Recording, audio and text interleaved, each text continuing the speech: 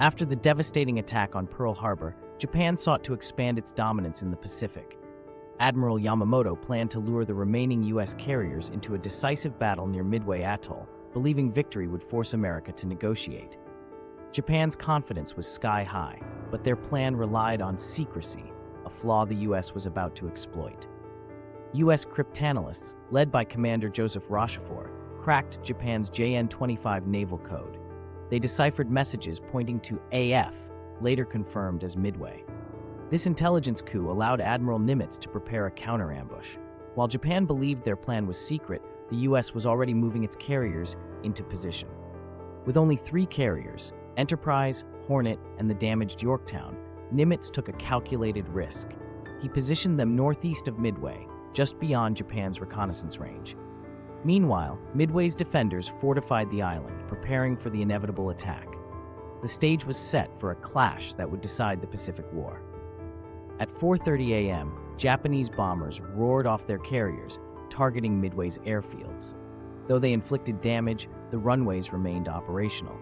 Worse for Japan, their reconnaissance failed to spot the U.S. carriers nearby. Admiral Nagumo, unsure whether to rearm his planes for a second strike or attack ships, hesitated, a delay that would prove fatal. At 10:22 a.m., U.S. SBD Dauntless dive bombers struck. Japan's carriers, Akagi, Kaga, and Soryu, were caught with fueled planes and bombs on deck. In just 5 minutes, explosions turned them into infernos. The Akagi's bridge was shredded by shrapnel, while the Kaga's flight deck folded like paper. Japan's naval air power was crippled in a single stroke.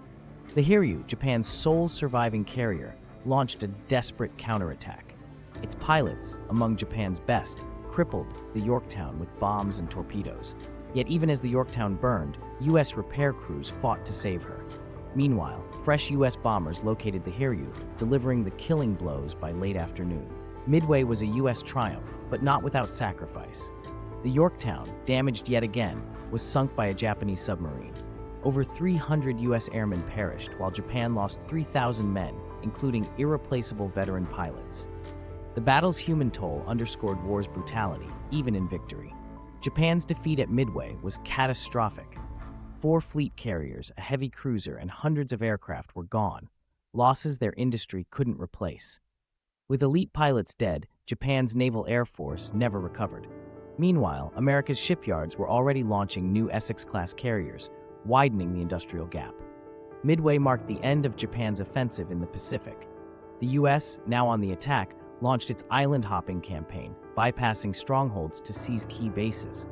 Guadalcanal, Tarawa, and Iwo Jima followed, each step bringing Allied forces closer to Japan. None would have been possible without Midway's pivotal victory. Midway proved that superior intelligence and adaptability could overcome numerical odds. The U.S. won not by brute force, but by anticipating Japan's moves and striking decisively.